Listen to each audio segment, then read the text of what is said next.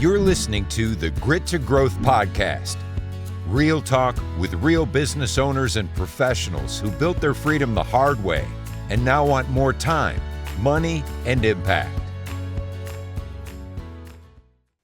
Hello and welcome back to the show, everyone. I'm your host, Levi with Mailbox Money, and today I'm joined by Dr. Patrick Zimmerman, the founder and CEO of C-Lock, a South Dakota company that's been a leader in helping farmers and ranchers measure and improve the efficiency of their herds. Dr. Zimmerman, thanks for joining us today. Thank you. Yes, sir. Well, let's start with giving people your kind of personal background and your story. Okay. I'm a farm kid. I grew up on a dryland wheat farm in eastern Washington. We had a few cattle when I was a kid. Seemed like they always got out on Sunday because the Seattle hunters would leave the gates open when they came over to hunt pheasants on Saturday. But at any rate, I went to a tiny little school and I got one of my degrees at Washington State University in environmental science. I got a master's degree in air pollution research, and I got a doctorate at Colorado State in rangeland ecosystem science.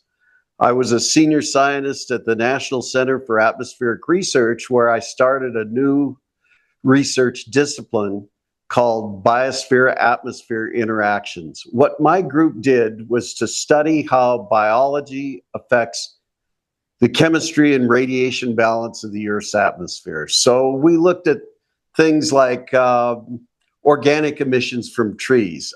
You're too young to remember Reagan's killer trees, but he was referring to my research showed that, for example, in a city like Tampa Bay, Florida, 4 times as much organic material came from trees, that pine smell you smell in the forest, as came from cars. And at the time, they were spent $18 billion trying to control secondary air pollution, the formation of ozone, which forms when these chemicals cook and are hit by the sun and sit there, and they weren't able to do it. And the reason was they were trying to control hydrocarbons, but hydrocarbons weren't limited. There's plenty from trees. What they needed to control was oxides of nitrogen. So they were just looking at the wrong thing from the get-go, basically, is what you're saying there, right? They didn't want to have to control oxides of nitrogen because they didn't want to deal with the politics of making big power plants put control technology on the plants. So It was easier to blame vegetation and say we can't do anything. And I got caught in the middle of that, and I learned from that it's doing the science isn't enough. And if you do the science and you publish papers and, you certainly get acknowledged, and our papers have been cited 25,000 times in the peer-reviewed literature, which is in the top 1% of 20 million scientists. So we got cited. We did a lot of things first. We did the first measurements in the Congo. We did the first measurements in Brazil in the jungles. We learned a lot about how biology affects atmospheric chemistry, but nothing ever happened. And so I got frustrated with that. I came to South Dakota to be a director of a research institute at the School of Mines and Technology. Mm-hmm. And I was attracted here because where I grew up, if you could see your next door neighbor, they were just too damn close. And living in Boulder, Colorado, I was always felt the pressure of living in an urban center with people everywhere. And, but NCAR was wonderful. The National Center for Atmospheric Research, I got to work with the best and the brightest. I had great engineers, terrific lab techs, anything I could think of, I could convince people was important. I could get them to build it and do an experiment to test it. And we really learned a lot. But when I came to the School of Mines, I invented a system for doing carbon accounting for farmers and ranchers. At the time in the early 2000s, they were trying to open a formal carbon market, and they needed better technology to do it. so that all the intermediaries didn't get all the money. Okay. In a typical trade, you might sell carbon for $40 a ton. It takes at least $50 a ton for a rancher to change his behavior. And almost all of that went to the people who set up the trade. So my system converted carbon into basically a currency. So every ton of carbon was equivalent. You could trade them. They were all equal value. It was a neat mathematical scheme, but it was 20 years too early. Okay, so at that time, you're still just at School of Mines, right? You have not started CLOC, correct? Right. I took a leave of absence to help a company develop my technology and licensed it to them. And they eventually went in a direction that I didn't think served the science or the technology. So I quit and they went broke. But I saved the money that I had from royalties and my salary and started the company. Okay. So, was that what you were speaking on before? Was that kind of the first problem that CLOC went out to solve? Then is that what was the reason behind starting CLOC, I guess? Yeah, the first reason was I wanted to get farmers and ranchers more money through the emerging carbon market. And when that died, and they started talking about carbon taxes, and then everything got scuttled.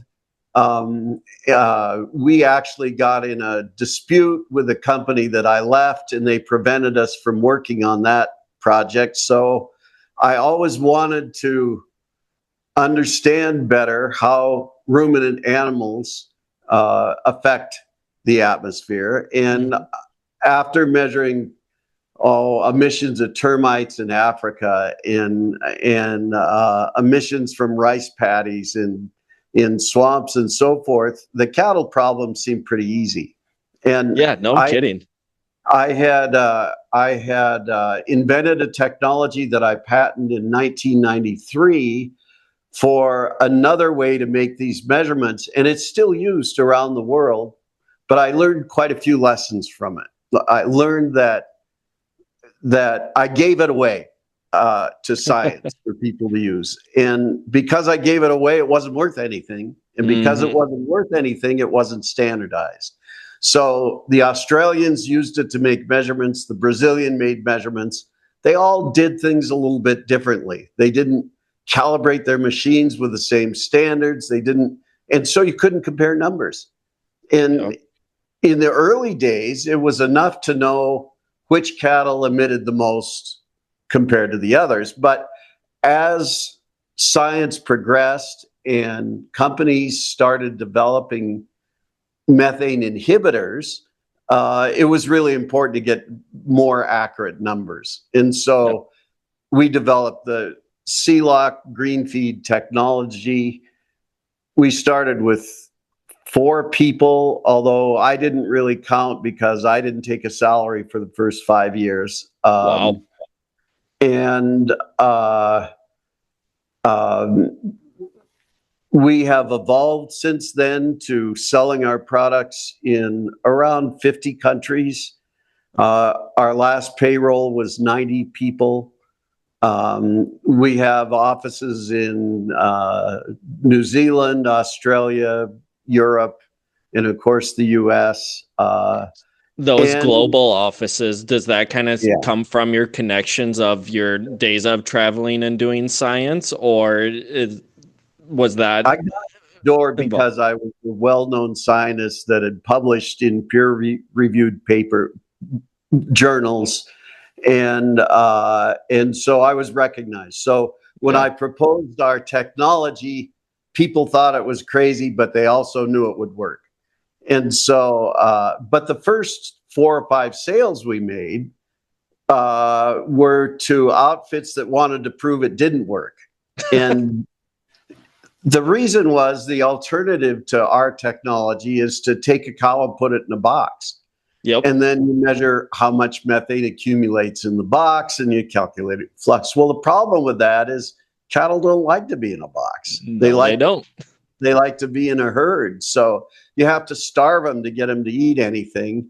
The conditions are very well controlled, but they're not like natural conditions. It's not like animals in their natural habitat doing the behaviors they usually do.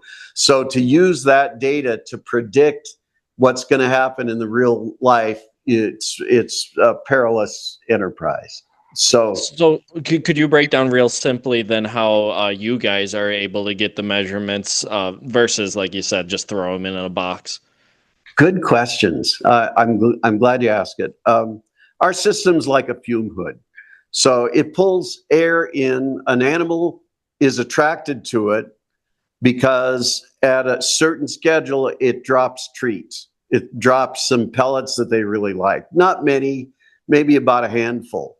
And then while they're eating those pellets, it pulls air around their head and neck through a tube where it gets filtered and measured, and a subsample then goes to a tunable diode laser and 18 other instruments that monitor the composition.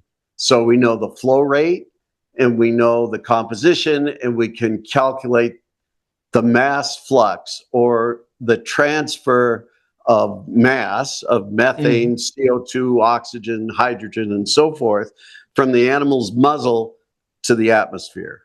And we don't measure the other end because not much comes from that.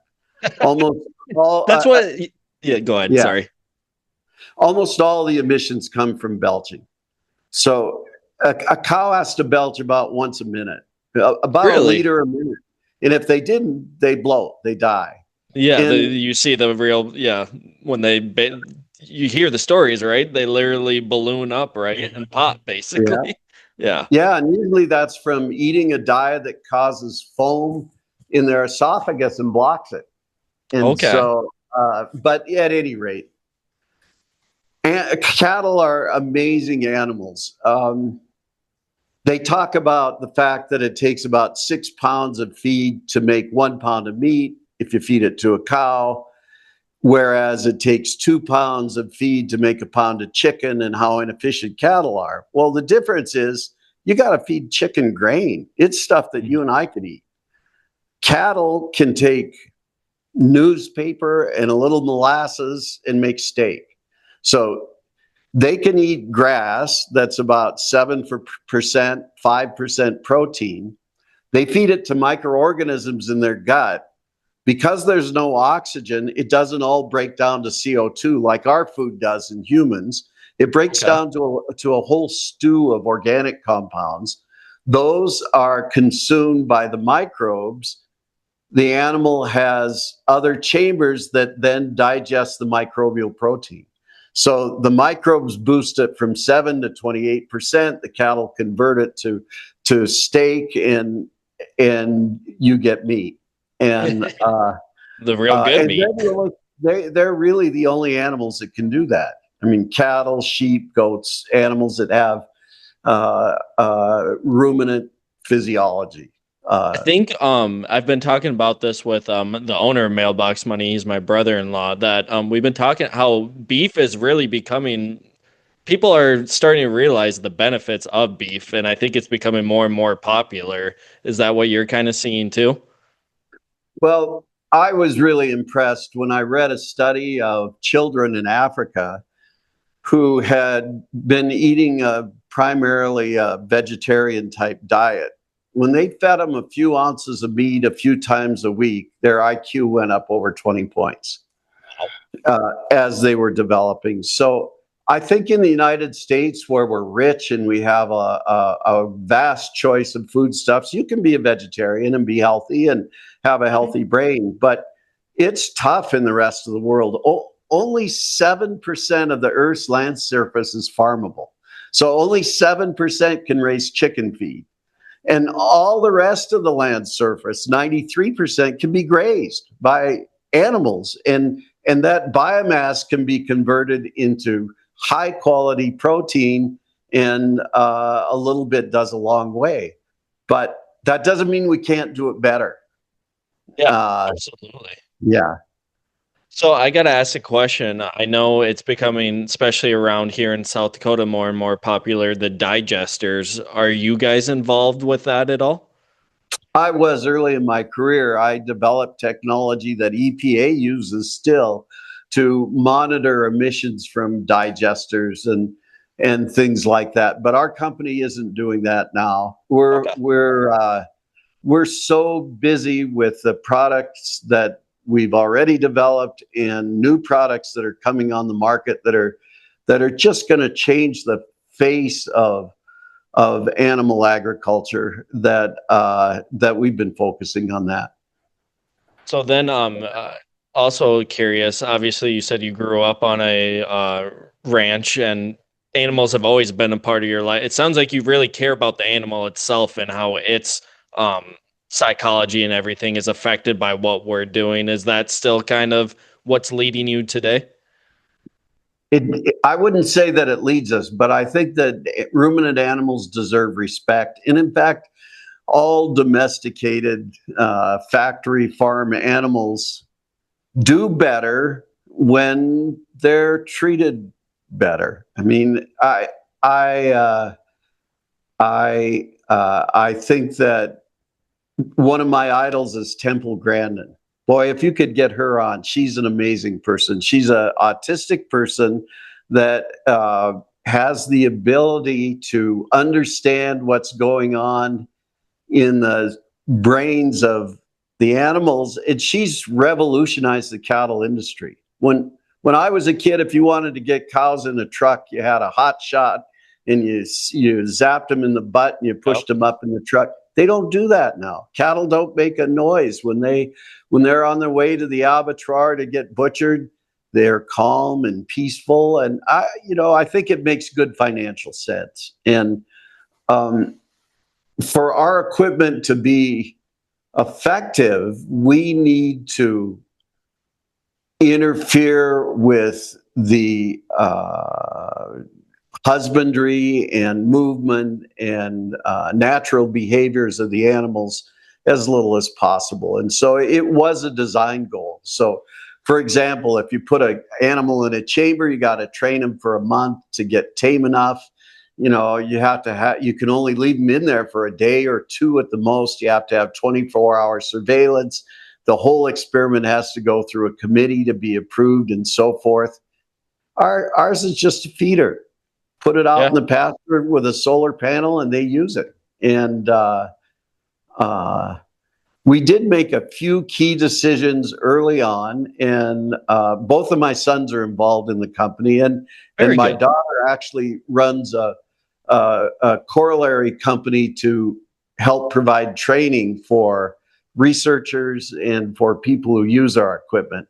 But one of my sons is really good at math, and he insisted that all of the data from all of our equipment comes back to us. And so our equipment can be run from anywhere in the world over a laptop or a smartphone, whether it's green feed, which measures emissions, or whether it's smart feed, which measures how much animals eat, or whether it's the watering system that measures if they come and get water or not. Each of Okay. those the data comes to us. If something goes wrong with any specific animal or piece of equipment, we usually know it way before our clients know it. So, And you mentioned it's a solar power. So I imagine is it almost look like a trailer that you're bringing out to a field then, and then has the buckets for the animals to come and, like you said, dispense? Is that kind yeah, of the we practical use one, or that's a good approach. We actually make trailers. In the early days, we bought them from Runnings, okay? but they were 6 inches too wide to go through into a container. So you had to take the axles out, and it was a real problem when we shipped them internationally. So now we make them so they're easy to ship. They're actually stronger and they're custom tailored for this. But yeah, it's a trailer. It has solar panels on it. It has a hood that looks like a mineral feeder.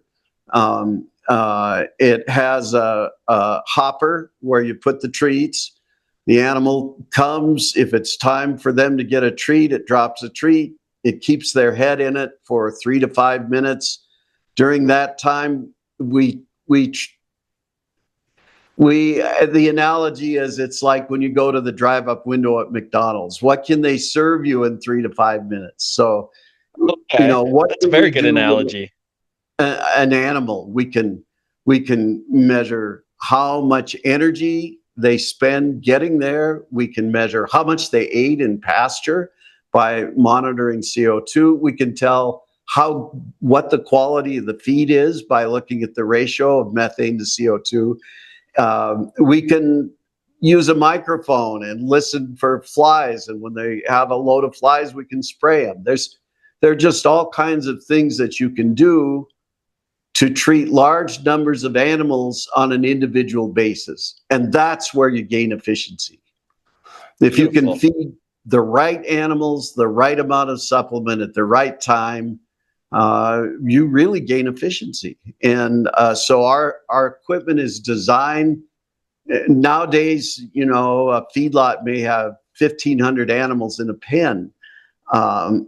So often they're treated as a group of 1,500. Well, they range. They have different nutritional requirements, different behaviors. With our equipment, we can actually custom tailor exact treatments for each animal in a mass setting automatically. That's awesome. I think that that perfectly sums up what you guys are doing, and is a very good and noble goal to have. Uh, Dr. Zimmerman, is there some stuff on the future that you could share with us at all that you're excited about in this world? Yeah, so green feed can measure emissions from somewhere around 20 to 50 animals. They can be in a pasture or a barn or a dairy or whatever. But normally you need about 25 or 30 measurements to be able to rank your cattle, to tell the ones that are most efficient from the ones that are less efficient. And that takes about a week, Okay. or longer. You can do experiments different ways. We developed a system now with a collector that'll allow us to do with 1 or 2 people, literally 100 to 200 animals a day. So we can provide a service to, for example, a dairy, go in, scan all their animals, identify the ones that are most efficient that they might want to continue to breed. Efficiency is a moderately heritable trait. So if you identify an efficient, bull or cow, there's a good chance that their progeny will be efficient, and it can be as much as a factor of 2 difference. So feed is the most expensive thing for raising cattle. If you can cut down on the feed and make more meat, you make more money, and you really lessen the environmental footprint. And I think that sounds like a win-win right there. People are learning that it is. So, our equipment started out with research scientists, 3 or 4 that were doing this work. We made it easy to operate. We do the math so that we eliminate mistakes that people have to go through a learning curve to be able to do calculations. We convert the raw data into information that they can use to make decisions, because nobody on a farm needs another job. They need They good got enough on their information. plate, that's for sure. That's right. And because we do that, we can maintain extremely high accuracy and precision in the measurements. And so our first customers were research universities. They published results. Now our customers include people like Purina and Cargill and Zoetis and companies that manufacture feed additives. They're not only buy our equipment just because they want to understand methane and CO2. They buy it because it's kind of like having the gauges on the dashboard of a truck, and it's easy to operate, and you plug it in and it works. And we're the only company, I think, that has global universal standards. So our systems are calibrated from a historical standard we keep here, and every aliquot we send out to each machine is compared against that. And every measurement that's made with every machine from the Amazon jungle to the Arctic Circle can be compared directly. And you touched on that before. That was a problem that you realized before, correct? That people, maybe they were measuring but their units of measurement were the same, so you couldn't compare. So that's awesome. And I think the main thing that led to our success was the fact that we get the data and we can process it. We'll tell people how we did it, but we can process it so we make sure the numbers are right. It's actually appalling how poorly animal science students do with statistics and math. But, they focus on other things. Yeah, it sounds like you kind of blended it all into one, and you found great success in that. So far, you go every day, but I think that having our future in our own hands, not having business partners, was really positive. And I think being able to recruit really smart people to work in our company and providing good benefits and retirement and respect, I think and I think that everyone here understands their mission. They understand what they do, why it's important, and what they're going to do next. And that's really, I think, helped foster our success. And then we put all our money back into growing the company. That's great. Dr. Zimmerman, for those who want to learn more about what you and CLOC are doing, where would you send them to do so? They can go online, look up CLOC Inc., and go to our website. We have a bibliography of close to 1,000 papers now from research scientists who've used our equipment and published their results. So if they want to learn more about how do we make measurements in pastures so we can understand the intake on pastures, that's hard to do. Doesn't sound simple. Whatever part of the animal science discipline, we can help support it. They can call us and talk to our staff. We didn't even have a sales staff till 2018. Our sales were word of mouth.